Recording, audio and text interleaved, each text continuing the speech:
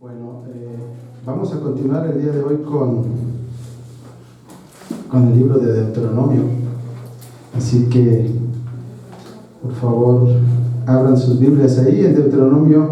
¿Y alguien recuerda en qué capítulo nos quedamos?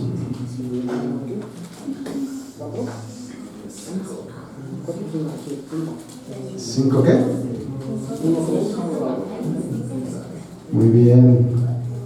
Eso me alegra escuchar que sabemos dónde estamos. Ahora la siguiente pregunta. ¿Recuerdan cuál fue la aplicación la semana pasada? ¿Sí? ¿A qué tenemos que obedecer?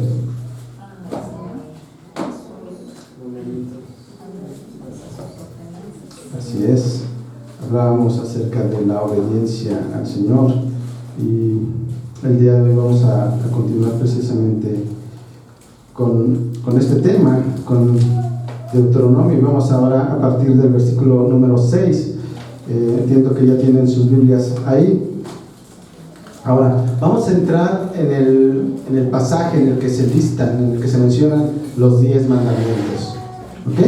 Pero antes de entrar nuevamente de lleno al texto, muy rápidamente quisiera que hiciéramos algunas reflexiones de cómo nosotros vivimos el día de hoy con respecto a la ley de Dios, pero también debemos de ser conscientes que en el lugar donde nos encontramos también hay leyes, ¿no? El ser humano, para poder construir las sociedades, ¿qué es lo que ha hecho? Se va acumulando la población, y ¿qué es lo que tiene que hacer? Tiene que establecer leyes para poder tener una convivencia. Y conforme más complejas se hacen estas sociedades, más leyes hay que crear o hay que modificar. Por ejemplo, hace muchos años, cuando no existían los automóviles, no teníamos necesidad de ¿qué? De un reglamento de tránsito. Hoy, sin embargo, existe uno. Ahora, ¿por qué fue creado ese reglamento de tránsito? ¿Por qué? ¿Para qué? Para que tuviera orden. ¿Para qué, perdón? Orden. ¿Para orden? ¿Que no somos ordenados? Bueno, en cuestión de los automovilistas, aún todavía no hay, a pesar de las disposiciones. El día de hoy tenemos, cualquiera puede utilizar un automóvil, ¿no? Sí. Si sabe manejar, sí. Pero Exacto, no es ahí donde vamos. Ese es el punto. Para poder utilizar un vehículo, ¿qué es lo primero que necesitamos? Bueno, después del vehículo, una licencia. Aquí en México, más saber manejar, creo que no es requisito. Pero nos piden una licencia. Además nos piden, para poder mover nuestro auto, tener una verificación vehicular. Y así nos piden infinidad de requisitos. Hay un reglamento que debemos seguir. Lo más común es obedecer los semáforos, obedecer cada señalización y sobre todo respetar el límite de velocidad. Y los pasajeros que van en el vehículo debemos de traer ¿qué? El cinturón. ¿Por qué? Seguridad. Por seguridad. Entonces podríamos entender que es para nuestro bien. ¿Pero por qué? ¿Por qué es necesario esto? Al igual, cuando la población no era tan grande y no había concentraciones de casas como las que vemos aquí y en la ciudad, no había necesidad de reglamentos o de leyes. Hoy existe una ley de condominio, ¿no? ¿Para qué? Para poder convivir. Hay reglas, cómo debemos usar las áreas comunes, cómo debemos seguir qué debemos cuidar, qué debemos de hacer o no hacer cuando sacamos a nuestras mascotas, los estacionamientos, etcétera, etcétera. Pero insisto, ¿por qué tienen que haber esas reglas? ¿Por qué tienen que haber esas leyes? Por la rebeldía, porque no las creen. Así es. Porque existe el pecado. Por eso. ¿Ustedes creen que podríamos salir con nuestro auto sin un reglamento de tránsito? ¿Por qué? quiero pasar yo primero, quiero estacionarme donde puedo porque ya llevo cosa yo. Y ese es el punto. Se crearon las leyes, el ser humano ha creado todas estas leyes y reglamentos porque hay pecado. Pero el ser humano, aquel que no conoce a Dios, no lo ve desde esa perspectiva. Nos dice que no somos educados, nos dice que no tenemos ética. Pero nosotros debemos mirarlo desde la perspectiva correcta, que es la perspectiva de Dios. Pero hay algo muy importante: las personas pueden seguir infinidad de reglas, pero eso no va a cambiar su manera de pensar. ¿Cuántas veces vemos que las personas se pasan los semáforos, se estacionan en lugares en donde está prohibido? ¿Cuántas veces vemos a nuestros, y espero que veamos y que no seamos nosotros quienes infringimos esas reglas? Y esto es normal, porque las leyes, las reglas humanas no cambian al ser humano. Solamente la palabra de Dios es capaz de cambiar al ser humano, porque es un cambio que viene desde dentro. Y es precisamente lo que vamos a ver el día de hoy. El día de hoy vamos a ver cómo Moisés les recuerda al pueblo de Israel los mandamientos que el Señor los dejó ahí en el monte Sinaí. El decálogo, como también se le conoce a estos 10 mandamientos, lo podríamos categorizar en dos partes, o verlo como dos tipos de relaciones. La primera es de los mandamientos 1 al 4, que tiene que ver con nuestra relación con Dios. A esto se le puede conocer como una relación vertical, que ya la hemos mencionado en otras ocasiones, una relación vertical, Dios con nosotros. Pero también los últimos 6 mandamientos los dividimos y podemos entenderlos como una relación horizontal. ¿Cómo nos relacionamos nosotros como seres humanos, como personas? Entonces, hoy vamos a hablar solamente de los primeros 5. Y el propósito de esto es ver por qué el Señor nos ha dejado sus mandamientos, pero también por qué debemos obedecerlos. Ahora, es muy importante este tema, porque podríamos entender que incluso yo les pregunto, los 10 mandamientos me los pueden decir, pero hay personas, incluso en la iglesia, que dicen o que piensan que van al cielo por obedecer los mandamientos, y eso no es cierto. Y es precisamente lo que vamos a aclarar el día de hoy. Así que acompáñenme ahí, por favor, al versículo número 6.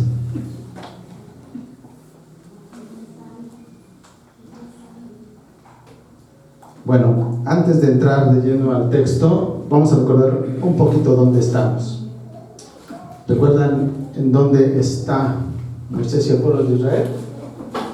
Están en la ladera. Este monte también se conoce como Nebo, pero es de la lectura de la semana pasada, se refiere a Pisga. ¿Ok? Entonces, Moisés y el pueblo de Israel están aquí. Este es el Mar Muerto. Entonces, Moisés está ahí con el pueblo de Israel y empieza a dar lectura a estos mandamientos. Así que acompáñenme, versículo número 6. Dice la palabra del Señor: Yo soy el Señor tu Dios, que te saqué de la tierra de Egipto, de la casa de servidumbre. Ese es el primer mandamiento. Y nuevamente vemos cómo reiteradamente se nos quiere mostrar, y al pueblo de Israel en ese momento, que quien habla es Dios, quien habla es Yahvé, que es Él quien les ha dejado esos mandamientos y que ahora está hablando por medio de Moisés, pero es Él el que está hablando, es Dios quien está hablando. Ahora, no sé si ustedes han notado algo a través de todos estos textos que leemos. Una y otra vez se hace referencia a Egipto, al lugar de donde el Señor sacó al pueblo de Israel. ¿Por qué? ¿Por qué se repite tanto esto? Bueno, la semana pasada decíamos que era importante saber y recordar para el pueblo de Israel de dónde los había sacado el Señor, y que eso también aplica a nosotros. Pero es igual de importante que el pueblo de Israel recuerde dónde estaba, pero también en dónde se encuentra hoy, y también nosotros, dónde nos encontramos. Ahora, otra cosa importante es que el Señor le está hablando aquí al pueblo de Israel como su Dios, le está hablando como su soberano, le está hablando como aquel a quien deben de someterse. Esto no es algo nuevo que le esté dando a conocer el Señor en esos momentos al pueblo de Israel. No, eso se los hizo saber antes de salir de Egipto. Éxodo 6, versículos 2 al 8. Dios continuó hablando a Moisés y le dijo: yo soy Yahvé. Yo me aparecí a Abraham, a Isaac y a Jacob como Dios todopoderoso, pero mi nombre, Yahvé, por mi nombre, Yahvé, no me di a conocer a ellos.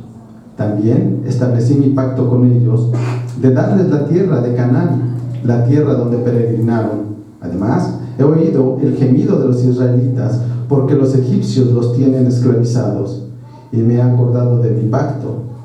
Por tanto, dile a los israelitas: yo soy Yahvé, y los sacaré debajo de las cargas de los egipcios. Los libraré de la esclavitud y los redimiré con brazo extendido y con grandes juicios. Los tomaré a ustedes por pueblo mío, y yo seré su Dios. Sabrán que yo soy Yahvé, su Dios, que los sacó de debajo de las cargas de los egipcios. Entonces, es claro que al salir el pueblo de Israel de Egipto implícitamente está aceptando esto, está aceptando que Yahvé es su Dios. Y entonces es desde esa perspectiva que empieza a hablar el Señor por medio de Moisés. Decíamos que es muy reiterativo esta mención de Egipto. Y sí, debemos entender de dónde sacó el Señor a Israel, de dónde nos sacó a nosotros, decíamos. Pero lo más importante es ahora dónde está en ese momento Israel. ¿Dónde está Israel? A las puertas de la tierra prometida. Pero lo más importante es quién está cercano a él: el Señor. Y lo mismo aplica para nosotros. ¿Dónde estábamos? Es importante siempre recordar de dónde nos sacó a nosotros. Pero es más importante entender en qué lugar nos ha puesto y para qué nos ha puesto en ese lugar, y que Él está con nosotros. Repito, es reiterativo, habla acerca de ese pasado. Ahora, es muy importante también tener presente, en ese momento el pueblo de Israel debería de tener presente lo siguiente: que está en esa posición no por algo que ellos hayan hecho, no por algo que ellos hayan merecido. Lo mismo aplica para nosotros. Antes, Israel era esclavo en Egipto. Hoy son el pueblo redimido de Dios. Antes éramos esclavos del pecado. Hoy somos el pueblo redimido de Dios. Nada de qué jactarse Israel y nada de qué jactarnos nosotros. De lo único que podemos presumir es que el Señor ha tenido misericordia de nosotros. Es lo único. Deuteronomio 7, un poquito más adelante, Deuteronomio 7, versículos 6 al 9 dice: porque tú eres pueblo santo, es decir, apartado para el Señor tu Dios. El Señor tu Dios te ha escogido para ser pueblo suyo de entre todos los pueblos que están sobre la superficie de la tierra. El Señor no puso su amor en ustedes, ni los escogió por ser ustedes más numerosos que otro pueblo, pues eran el más pequeño de todos los pueblos, mas porque el Señor los amó y guardó el juramento que hizo a sus padres, el Señor los sacó con mano fuerte y los redimió de casa de servidumbre, de la mano de Faraón, rey de Egipto. Versículo 9. Reconoce pues que el Señor tu Dios es Dios, el Dios fiel, que guarda su pacto y su misericordia hasta 1000 generaciones con aquellos que lo aman y guardan sus mandamientos. El Señor ha hablado a su pueblo y habíamos dicho que Él va a hablar desde la perspectiva de que es su Dios. Y desde esa misma perspectiva nos está hablando a nosotros hoy como nuestro Dios. Un Dios soberano a quien debemos someter cada área de nuestra vida. Cada decisión que nosotros hagamos en el día a día debe de ir guiada y dirigida por la palabra de Dios. Pero ¿es esto una realidad en la vida de Israel? A lo largo de la Biblia podemos ver que hubo altibajos, más bajos que altos.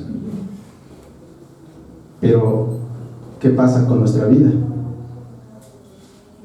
¿Es igual que la de Israel o peor? Y cuando hay esos bajos, es porque hay algo en la vida del pueblo de Israel y también en la vida de nosotros que no nos permite someternos a Dios. El orgullo, la soberbia, la idolatría, la búsqueda de reconocimiento, todo eso son cosas que nos impiden someternos a Dios, nos impiden reconocer que Él es nuestro Señor. Y recordemos que no hay Salvador si no hay un Señor. Es por eso que es indispensable ese texto que reiteradamente se nos menciona, que sacó a Israel de casa de servidumbre. Debemos entender ese lugar de donde nos sacó, de donde sacó Israel, y humillarnos ante el Señor. ¿Quiénes éramos antes de que el Señor nos llamara? Hoy podemos mirar ese antes y podremos entender quiénes éramos. Y debemos también entender que solamente hemos sido receptores de su misericordia y de su gracia. Pablo en 1 Corintios 11:1 dice a la iglesia en Corintio que lo imiten a Él como Él imita a Cristo. Y en 1 Timoteo, Pablo dice lo siguiente, 1 Timoteo 1:13-15: aún habiendo sido yo antes blasfemo, perseguidor y agresor, sin embargo, se me mostró misericordia, porque lo hice por ignorancia en mi incredulidad. Pero la gracia de nuestro Señor fue más que abundante con la fe y el amor que se hallan en Cristo Jesús. Palabra fiel y digna de ser aceptada por todos. Cristo Jesús vino al mundo para salvar a los pecadores, entre los cuales yo soy el primero.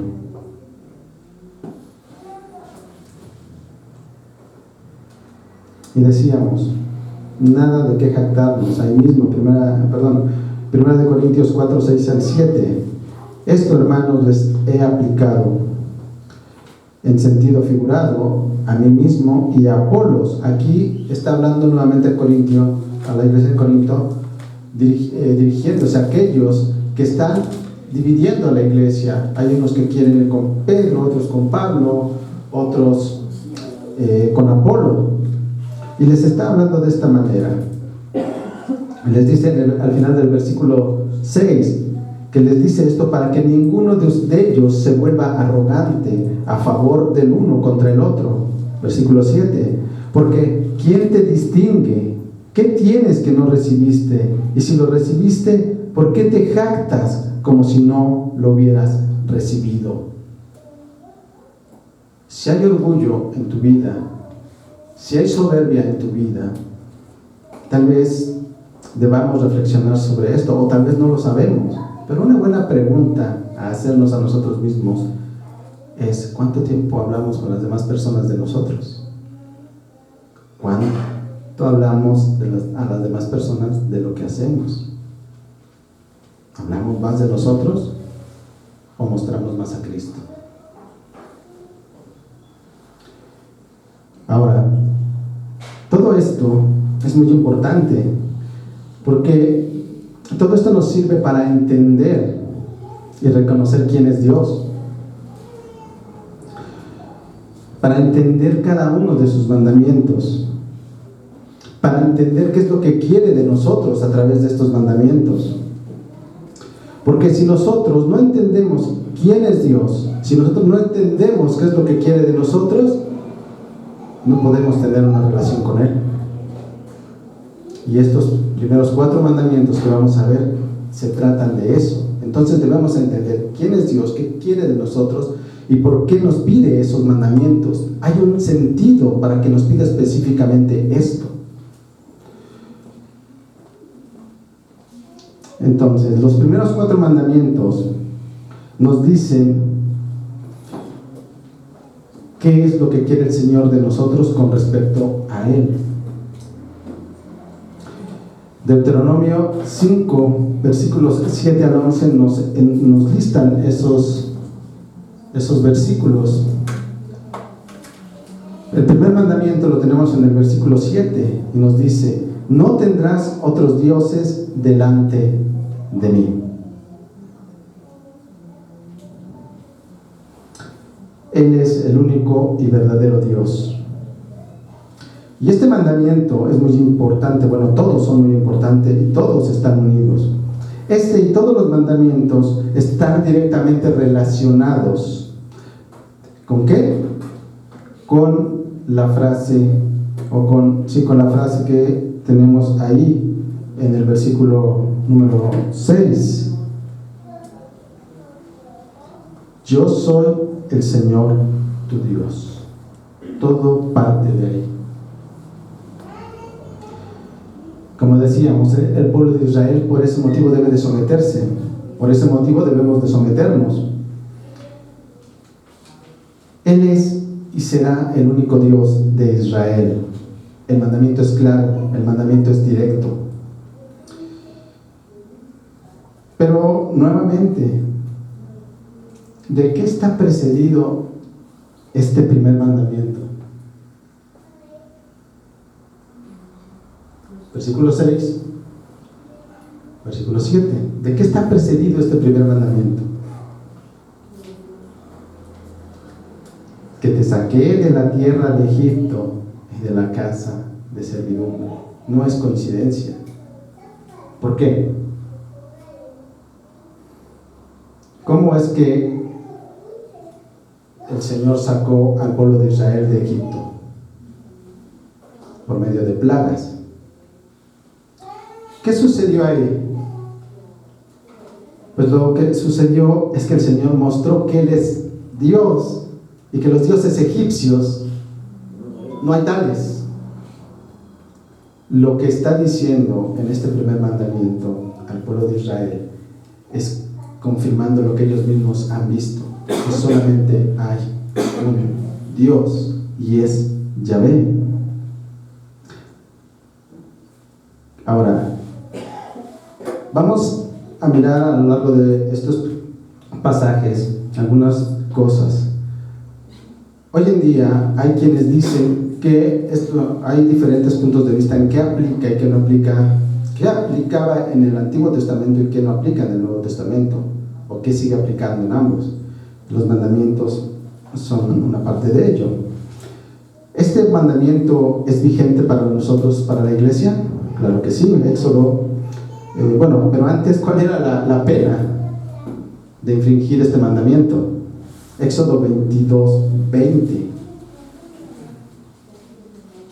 Si alguien lo tiene, me ayuda a leerlo, por favor. Éxodo 22, 20.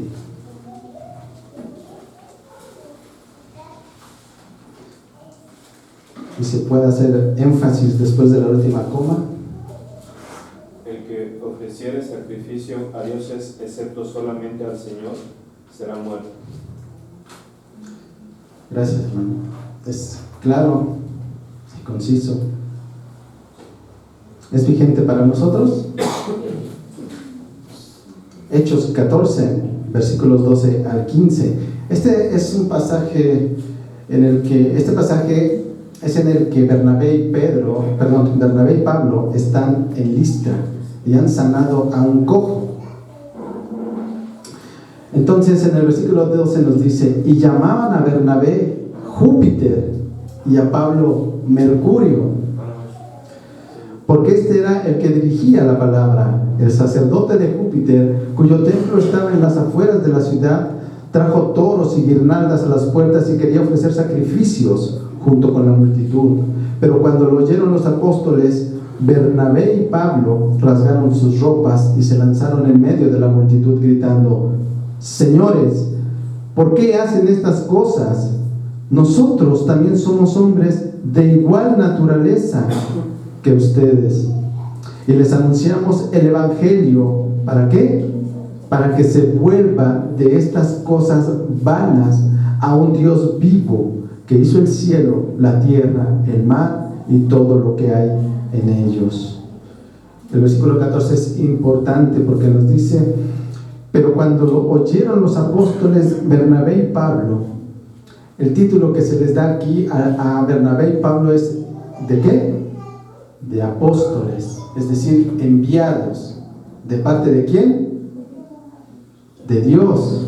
¿Para qué? Versículo 15: para que se vuelvan de estas cosas vanas a un Dios vivo. Eso es vigente para todos aquellos que están teniendo un ídolo. Ahora, la pregunta aquí es, vamos a hacer estas preguntas, y muchas de ellas tal vez ya las hayamos hecho, pero ¿en verdad las hemos reflexionado? ¿O solamente las escuchamos? Recordemos lo que decíamos la semana pasada. Si el Señor nos ha traído el día de hoy hasta aquí, es con un propósito. No salir como entramos. Debe haber un cambio a través de su palabra. Ahora, la pregunta es: ¿tenemos ídolos? ¿Hay algo más importante que el Señor en nuestra vida? ¿El trabajo? ¿La escuela? ¿Nuestros hijos? ¿O nosotros mismos? Esto es muy importante. Cada mandamiento nos va a dejar ver algo de Dios. Y desde este primer mandamiento, el Señor quiere que su pueblo sea diferente, que se distinga de todos los demás. ¿Cómo eran los demás pueblos, los que estaban alrededor de Israel? Adoraban a múltiples dioses, eran politeístas. ¿Tendrás un solo Dios? Está haciendo la distinción. Desde ahí hay una distinción para el pueblo de Dios.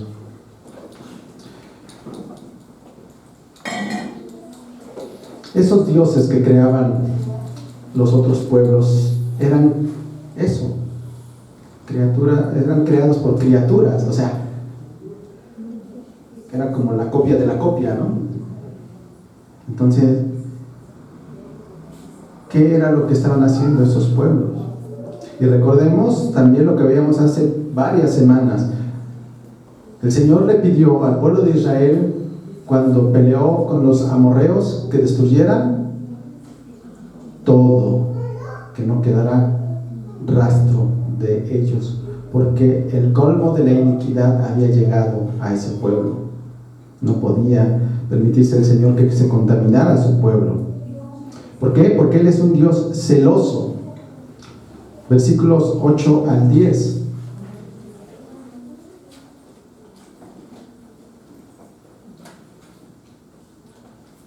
No te harás ningún ídolo, ni semejanza alguna de lo que está arriba en el cielo, ni abajo en la tierra, ni en las aguas debajo de la tierra.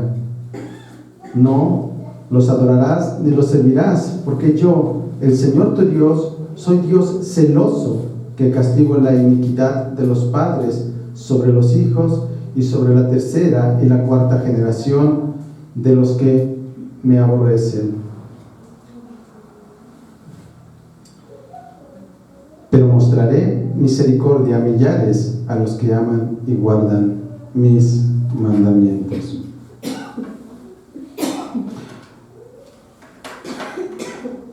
Dos cosas quisiera resaltar en este pasaje, en este segundo mandamiento: no te harás ningún ídolo. Lo que el Señor está haciendo aquí no es que esté prohibiendo el arte al pueblo de Israel, ni a nosotros. Lo que está prohibiendo es hacer una escultura o una imagen que lo represente, para que a través de esa imagen o esa escultura le adoremos a Él. Nosotros, es por eso que es tan importante conocer a Dios, porque Él no puede ser representado por nada en el universo. Él es más que ese universo, y querer hacer una imagen de algo de la creación para representarlo es rebajar a Dios. Ahora, ¿por qué este mandamiento? Decíamos, porque el pueblo de Israel está en riesgo de contaminarse, y nosotros también. La idolatría es algo muy, muy peligroso. Y creo que muchos de los que estamos aquí entendemos eso, porque lo vivimos en nuestras casas. Es tan dañina la idolatría que no solamente afecta a aquel que la inicia, sino que impacta a la segunda y tercera generación, y así. Es algo que se arraiga, y eso lo podemos palpar en México. Todos hemos visto en diciembre cómo llevan aún a niños en brazos a las peregrinaciones. Crecen y lo siguen haciendo, y entonces empieza a arraigarse tanto por generaciones esa idolatría. Y esto es así porque el Señor nos creó con la capacidad, sí, de adorar, porque para eso fuimos creados, pero también implícitamente va esa necesidad de adorar. Y esto podemos verlo fácilmente en cualquier lugar, a personas que no creen en Dios, personas que no conocen a Dios. Y creo que el ejemplo más claro es el fanatismo, tal vez a los deportes. En México el fútbol, en Argentina es una religión prácticamente. Hacemos ídolos, adoramos, pero el ser humano está caído, está corrompido, y entonces eso que el Señor nos ha dado para que sea encauzado hacia Él, lo desviamos hacia otro lado. Ahora, ¿cuál era la pena de desobedecer este mandamiento? Ahí mismo en Deuteronomio capítulo 27, versículo 15. Si alguien me ayuda, por favor. Deuteronomio 27, versículo 15.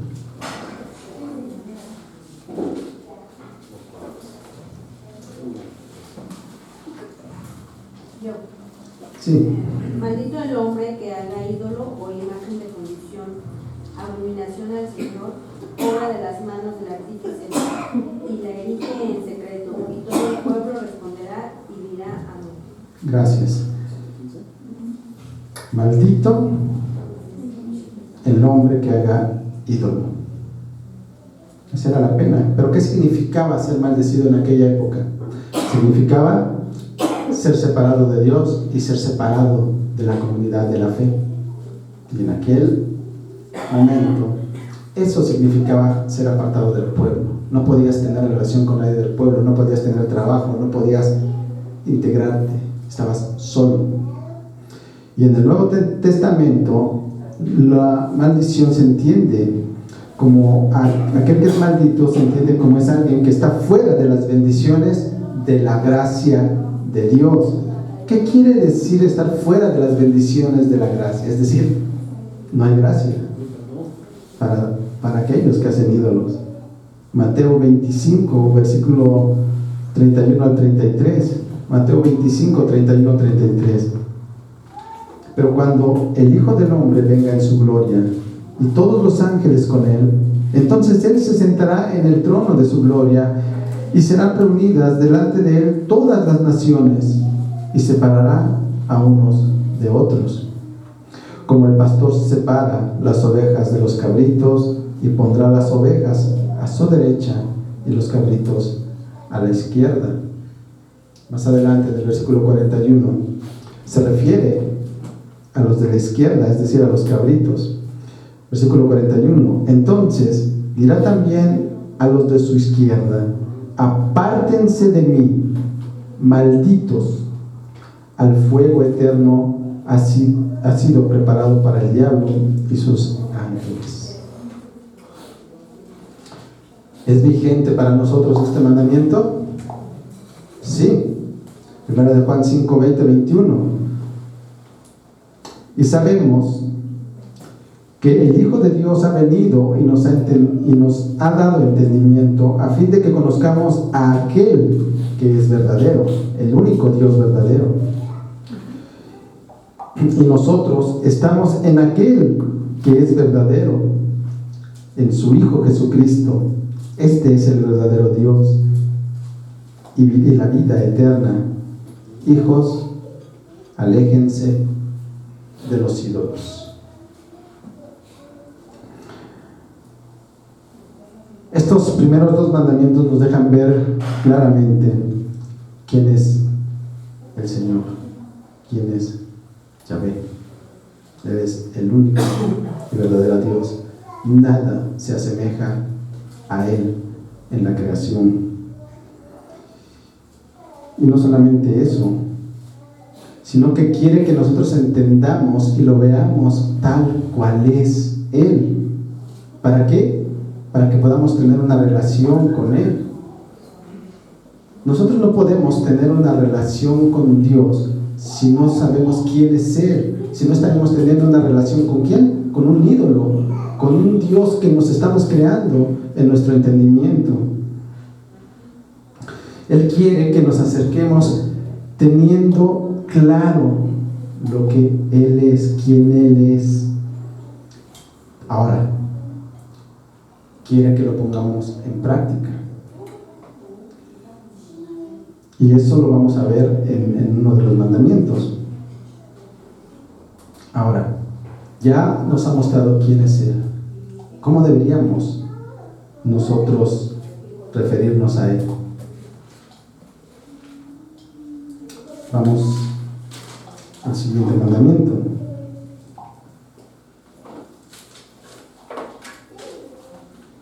No tomarás en vano el nombre del Señor tu Dios, porque el Señor no tendrá por inocente a quien tome su nombre en vano.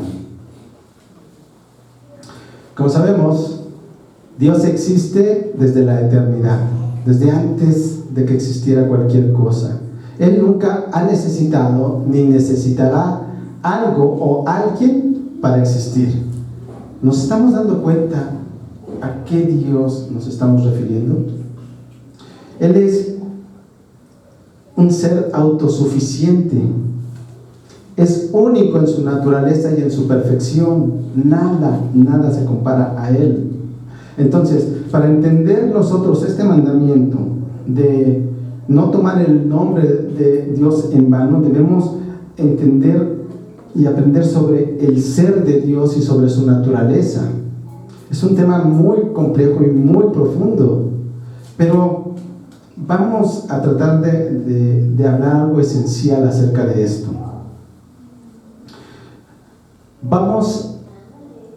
Si ustedes recuerdan, en el Antiguo Testamento se le dan varios nombres a Dios, incluso Dios da su nombre a Moisés.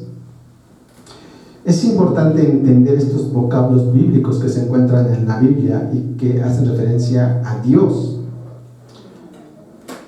Hay dos vocablos, Dios y Señor.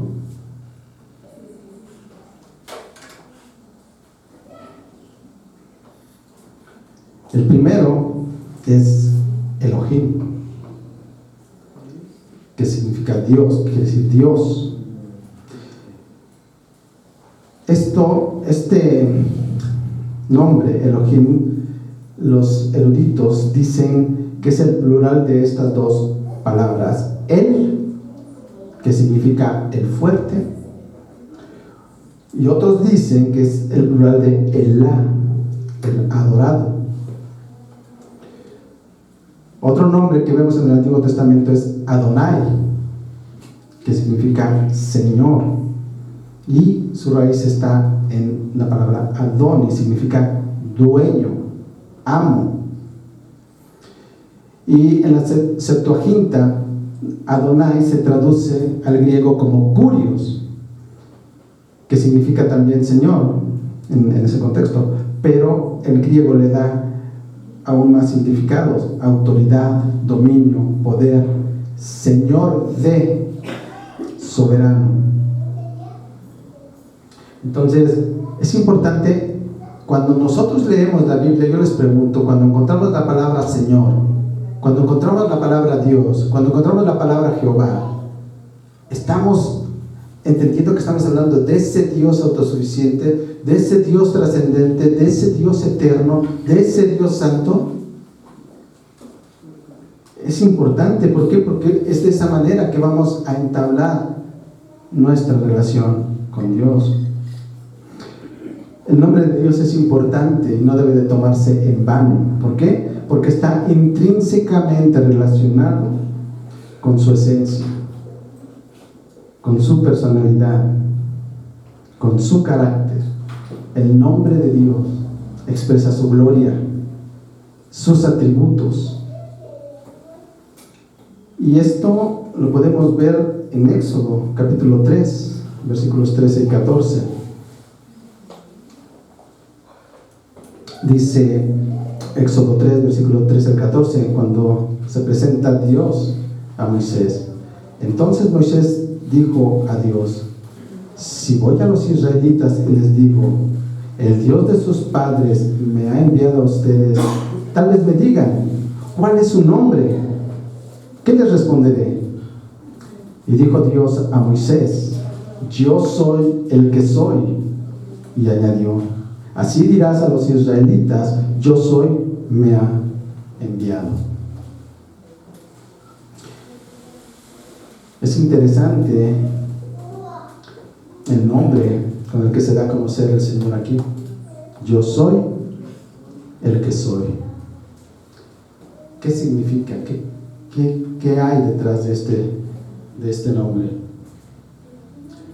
Bueno, pues los eruditos entienden lo siguiente: que yo soy el que soy quiere decir yo soy el que de verdad es, el que de veras es. Yo soy el que seré y yo soy el que crea. ¿Nos damos cuenta todo lo que conlleva el nombre de Dios?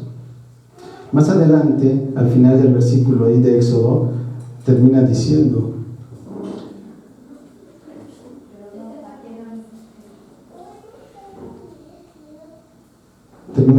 yo soy.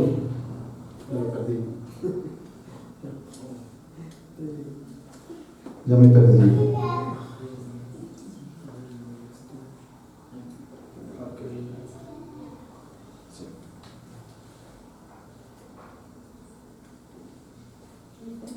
Termina diciendo yo soy, el versículo, ¿no?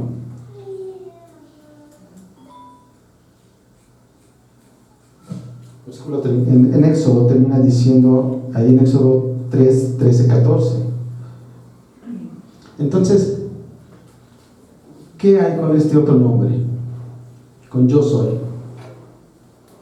¿Recuerdan? Eso lo vimos en el Nuevo Testamento. ¿En dónde?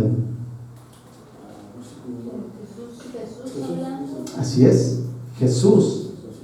Jesús dice en Juan 8:58, es uno de los muchos textos en donde Él se adjudica ese nombre. Juan 8:58. Jesús les dijo, en verdad les digo que antes que Abraham naciera, yo soy.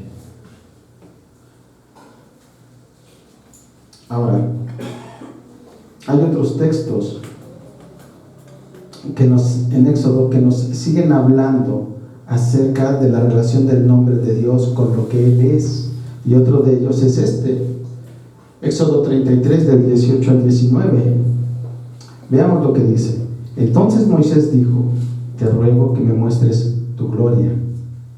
Y el Señor respondió, vean la respuesta, yo haré pasar toda mi bondad delante de ti y proclamaré el nombre del Señor delante de ti.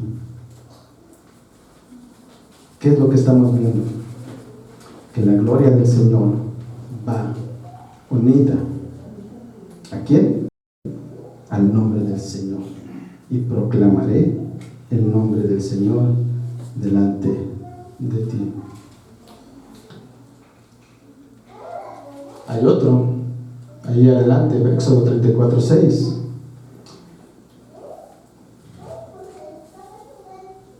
Entonces pasó el Señor por delante de él. Pasó el Señor y proclamó. ¿Qué proclamó? El Señor, Dios compasivo, clemente, lento para la ira y abundante en misericordia, verdad, que guarda misericordia a millares, el que perdona la iniquidad, la transgresión y el pecado, el que no tendrá por inocente al culpable, que castiga la iniquidad de los padres sobre los hijos y sobre los hijos de los hijos hasta la tercera y cuarta generación. El nombre del Señor está ligado a sus atributos, a quién es Él. Es por eso que es tan serio usar el nombre de Dios en vano. Ahora, otro de los nombres con los cuales encontramos al Señor, el nombre del Señor en la Biblia, es este, que es el que normalmente utilizamos, Yahvé o Jehová. Y es interesante el significado de este nombre, porque está relacionado con un verbo, que es el verbo hayá, es el verbo ser. ¿Te das cuenta? Y este nombre se usaba en el Antiguo Testamento para indicar una relación íntima de el Señor con las personas que habían aceptado su pacto. Entonces, es muy importante tener presente este mandamiento. ¿Cómo nos referimos a Dios? En aquellos tiempos era común o era válido, era lícito, por llamarlo de alguna manera, jurar por Dios para dar una certeza a la otra persona. Pero para nosotros esto ya no es así. Pero el mandamiento sigue siendo vigente.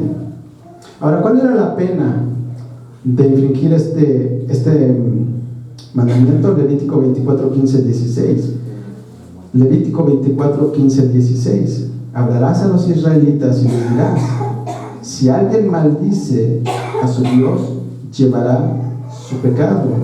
Además, el que blasfeme el nombre del Señor ciertamente ha de morir. Toda la congregación ciertamente lo apedreará, tanto el extranjero como el nativo, cuando blasfeme el nombre ha de morir. Para nosotros sigue siendo vigente este mandamiento. Pero ahora nosotros no juramos en el nombre de Dios. Bueno, yo no sé ustedes, pero a mí todavía de niño me tocó escuchar personas que juraban por Dios. Y entonces hoy recuerdo eso y me queda claro que no tenían la menor idea de quién es Dios. Pero nosotros no juramos por Dios. Sin embargo, este mandamiento es vigente para nosotros. Y no juramos, pero damos testimonio.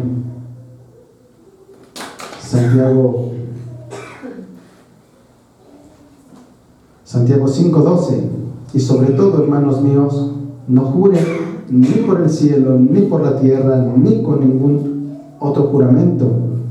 Antes bien, sea el sí de ustedes, sí, y su no, no, para que no caigan bajo juicio. Ahora, quiero que terminemos esta parte leyendo el Salmo 8:1. Si alguien me ayuda a leerlo, por favor. Salmo 8, versículo 1.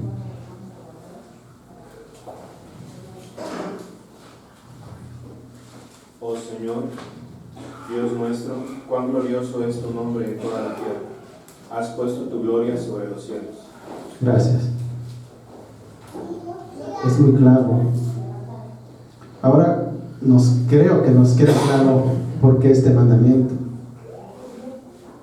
Así que tengamos cuidado en cómo nos referimos al Señor. Nuestra reverencia y nuestro vivir en el temor del Señor también se reflejan en cómo nos referimos a Él. Ahora, decíamos que esto hay que llevarlo a la práctica. ¿Cómo lo llevamos a la práctica? Precisamente con el siguiente mandamiento. Vamos a los versículos 12 al 15. Versículo 12. Guardarás el día de reposo para santificarlo, como el Señor tu Dios lo ha mandado. 6 días trabajarás y harás todo tu trabajo, mas el séptimo día es día de reposo para el Señor tu Dios. No harás en él ningún trabajo, ni tú, ni tu hijo, ni tu hija, ni tu siervo, ni tu sierva, ni tu buey, ni el asno, ni ninguno de tus animales, ni el extranjero que está contigo, para que tu siervo y tu sierva también descansen como tú. Acuérdate que fuiste esclavo en la tierra de Egipto, y el Señor tu Dios te sacó de allí con mano fuerte, brazo extendido. Por tanto, el Señor tu Dios te ha ordenado que guardes el día de reposo.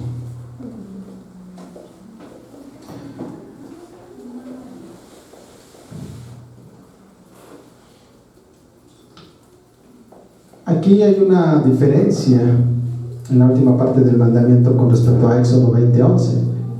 El Señor en Éxodo 20:11 dice que deben de guardar el día. ¿Para qué? Para recordar los 6 días de la creación en que el Señor hizo todo y que en el séptimo día descansó. Pero aquí, si nos damos cuenta, el cambia. El versículo 15 dice: acuérdate que fuiste esclavo en la tierra de Egipto, que fuiste esclavo en la tierra de Egipto, y que el Señor tu Dios te sacó de allí con mano fuerte y brazo extendido. Nuevamente, Egipto. Entonces, ¿por qué debía guardar el pueblo de Israel el día de reposo? Bueno, se agrega esto. Se agrega una razón adicional para guardar el día del reposo: la liberación del pueblo de Israel. Ese día ellos recordarían cómo fueron creados como nación, porque fueron liberados de la esclavitud. Ellos debían recordar cada sábado con gratitud ese momento. Eso les serviría como una señal. ¿Una señal de qué? De su redención. Ahora, este es el único mandamiento de los 10 que no se confirma en el Nuevo Testamento. De hecho, se anula Colosenses 2, versículos 16 al 17. Por tanto, que nadie se constituya el juez de ustedes con respecto a comida o bebida, o en cuanto a día de fiesta o luna nueva, o día de reposo, cosas que solo son sombra de lo que ha de venir, pero el cuerpo pertenece a Cristo. El reposo para nosotros hoy en día es diferente. Hebreos 4:8. Porque si Josué les hubiera dado reposo, Dios no habría hablado de otro día después de ese. Versículo 9. Queda por tanto un reposo sagrado para el pueblo de Dios. El reposo al que llegó el pueblo de Israel en aquel momento fue un reposo terrenal. Sí, se establecieron en una tierra porque ellos andaban vagando. De cierta manera descansaron. Pero era solamente eso, un reposo terrenal.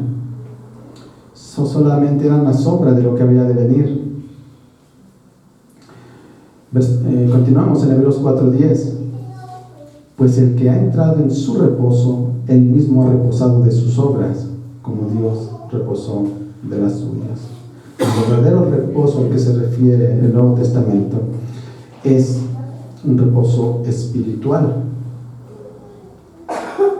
Y a diferencia de lo que se hacía en aquel entonces de guardar el sábado, hoy nosotros como iglesia estamos aquí los domingos, el primer día de la semana. Si ellos conmemoraban el sábado como y tenían como señal el sábado para recordar la redención del pueblo de Israel de Egipto, nosotros tenemos el domingo. ¿Para qué? Para conmemorar la resurrección de Cristo. Entonces, el guardar el sábado fue un mandato temporal. ¿Por qué? Porque ese pacto ya no es vigente. Esa señal no es necesaria. Pero hoy nosotros tenemos la cena del Señor, en donde nosotros la vemos como una señal del nuevo pacto, donde nos recuerda que por la sangre de Cristo fuimos redimidos. Ahora, estos son los mandamientos que nos hablan acerca de cómo debemos relacionarnos con Dios. Muchos piensan, repito, que tenemos que cumplirlos con un propósito de ser buenas personas. Entonces, es importante conocer esto. Ahora vamos a pasar al último mandamiento que vemos el día de hoy. Deuteronomio 5:16. Honra a tu padre y a tu madre, como el Señor tu Dios te ha mandado, para que tus días sean prolongados y te vaya bien en la tierra que el Señor tu Dios te da. Es interesante y creo que muchas veces cuando leemos este versículo, inmediatamente los que tenemos hijos, volteamos a ver a los hijos o nos acordamos de nuestros hijos. Y como papás decimos, ahí te hablan. Pero no es así. Este versículo es también dirigido para nosotros, los padres. Hablábamos al principio, el segundo mandamiento está directamente relacionado con este. Dice Deuteronomio 5:8, ahí es el segundo mandamiento. Ahí se nos dice que la idolatría se castiga sobre los hijos y sobre la tercera y la cuarta generación. Entonces, ¿qué pasa? Bueno, pues este mandamiento, está enfocado a la familia completa, no solamente a los hijos. ¿Por qué? Bueno, aquí se pide que los hijos honren a los padres. ¿Cómo se hace eso? Jóvenes, ¿cómo honran a sus padres?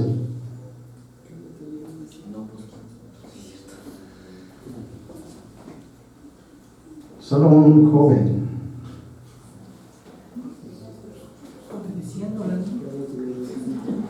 Obedeciéndolo, así es. Honrar a los padres significa valorarlos, apreciarlos y obedecerlos. Y algo, a ver, este mandamiento se nos dice que es el primer mandamiento. Ya nos quedamos un poco atrás. Se nos dice que es un primer mandamiento con promesa. Ajá. Entonces, ¿por qué es particular este mandamiento? Para que tus días sean prolongados y te vaya bien en la tierra que el Señor tu Dios te da. Recordemos que en aquella época y hoy, ¿quiénes eran los principales responsables de instruir a sus hijos en la palabra de Dios? Los padres. En particular, ¿quién? El hombre. El hombre es el principal responsable de instruir. Entonces, en ese momento, los padres tenían esa responsabilidad de transmitir a los hijos los estatutos que había en el pacto que habían tenido en el monte Sinaí. Han pasado 40 años. Es por eso que también se está repitiendo esto. Se les está dando a conocer nuevamente. Los padres son aquellos responsables de guiar en la palabra de Dios a los hijos. Son más responsables que la iglesia, que los líderes religiosos, que los pastores. Ellos, somos los principales responsables de la vida espiritual, pero no solamente de nuestros hijos, sino ¿de quién? De toda nuestra casa. Ahora, esto es muy, muy importante, y por eso y a veces perdemos de vista esto. El obedecer este mandamiento de instruir a nuestros hijos en la palabra de Dios, y que los hijos obedezcan a los padres que los están formando en la palabra de Dios, tiene un impacto que a veces nosotros no nos imaginamos. Algunos de los que están aquí tal vez esto ya lo han visto. Entonces, ¿qué sucede cuando la palabra de Dios me transforma? Hay un impacto directo ¿en dónde? En mi familia. Y si mi familia es impactada por la palabra de Dios, ¿qué sucede? Hay un impacto en la iglesia. ¿Y qué sucede si las familias de la iglesia son transformadas por la palabra de Dios? Tienen un impacto en la comunidad, en la sociedad. ¿De qué manera? Bueno, a través de nuestros trabajos. Habrá quienes estén en varios lugares, no sé, en la medicina, en la justicia, en el gobierno, en medios. ¿Qué es lo que va a suceder? Que la sociedad se va a ir transformando. ¿Y cuál es el punto máximo? Que la nación se transforma. ¿Cómo está México?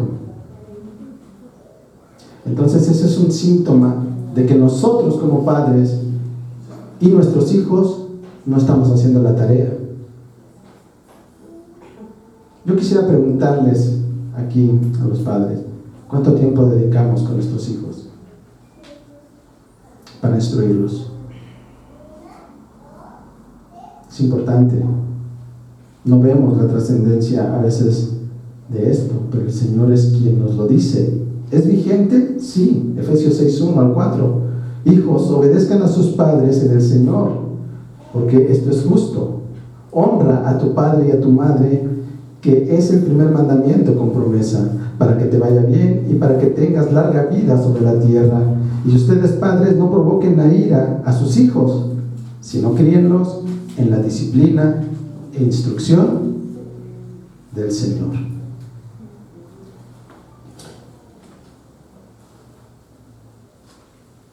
Entonces, ¿qué podemos concluir ya de todo esto? Algo muy importante. ¿Cuándo le fueron dados los 10 mandamientos al pueblo de Israel? Después de salir de Egipto. ¿Es correcto? Entonces, le fueron dados a un pueblo que ya había sido redimido. Esto es muy importante. No le fueron dados los mandamientos a Israel para capacitarlo para que fuera justificado. Pura misericordia y gracia. Y es lo mismo que ha sucedido con nosotros. Hoy nosotros se nos han dado esos mandamientos para obedecerlos, pero ha sido después de haber sido justificados. Hay quienes lo conocen, pero si no son creyentes, pues no nos van a cumplir. Hoy se nos han dado a nosotros porque nosotros sí podemos cumplirlos. ¿De manera perfecta? No, pero sí debemos de ir continuamente viendo ese cambio en nuestra vida. ¿Qué podemos concluir entonces de todo esto? Que la ley, los mandamientos, jamás fueron diseñados para dar salvación a la gente. La ley se dio a conocer para entender quién es Dios y para que a través de ello entendamos quién es Él y nos podamos relacionar con Él. La ley fue dada para dirigirnos ¿a quién? A Cristo.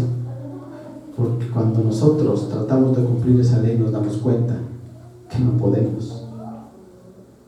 El propósito de la ley, entonces, no es algo, sino alguien, Cristo. La ley tiene un propósito. A través de ella nos es útil para expresar nuestro amor hacia el Dios Santo y para tener una comunión con Él. También nos ayuda a expresar, como veremos la siguiente semana, nuestro amor a nuestro prójimo. La ley nos fue dada para reconocer a Cristo en nuestra vida. Es decir, cuando tú actúes o pienses de una manera en la que no lo hacías y eso glorifica a Dios, estás mirando a Cristo en tu vida. ¿Cuál es la aplicación? La misma de la semana pasada. Amar a Dios con todo nuestro corazón, con toda nuestra mente y con toda nuestra alma. Pero espero que sea mirándolo desde una perspectiva diferente, de verlo como el ser que Él es, eterno, autosuficiente, ilimitado, trascendente, santo. Y también amar a nuestro prójimo como a nosotros mismos. ¿Y esto lo podemos hacer? Decíamos, sí somos capaces de hacerlo ya. Gálatas 3, versículos 23 al 27. Antes de venir la fe, estábamos encerrados bajo la ley, confinados para la fe que había de ser revelada.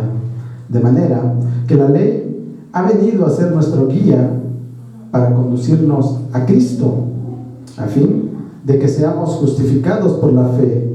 Pero ahora ha venido la fe, ya no estamos bajo la guía, pues todos ustedes son hijos de Dios mediante la fe en Cristo Jesús, porque todos los que fueron bautizados en Cristo, de Cristo se han revestido. Las leyes de los seres humanos lo único que hacen es tratar de tener un control externo. Pero nosotros, como verdaderos creyentes, cuando obedecemos los mandamientos de Dios, no necesitamos esas leyes humanas, imperfectas, que tienen que ir cambiando.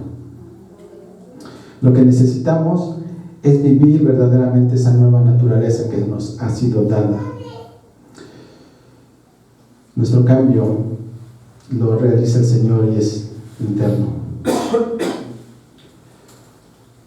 Pues de Cristo hemos sido revestidos, hermanos. Llevemos a la práctica lo que Él nos ha dado. Vamos a orar. Padre, gracias, Señor, por tu palabra. Gracias por tus preceptos, por tus estatutos, porque a través de ellos podemos conocerte, podemos mirar que tú deseas, Señor, tener una relación con tus hijos, una relación en la que te podamos mirar tal cual eres, porque cuando lo hacemos, Señor, nos regocijaremos en ello, nos gozaremos en ello, y la obediencia viene de ahí, Señor, de un corazón rendido a ti, de un corazón que se ha sometido en cada aspecto de nuestra vida a ti. Ayúdanos, Señor, a ser esos hijos obedientes, gozosos, y también, Señor, tener presente siempre quién eres tú y que siempre estás con nosotros. Gracias porque a través de tu ley, de tu palabra, también nos muestras tu amor y tu cuidado. Gracias, Señor, en el nombre de tu Hijo Jesús. Amén.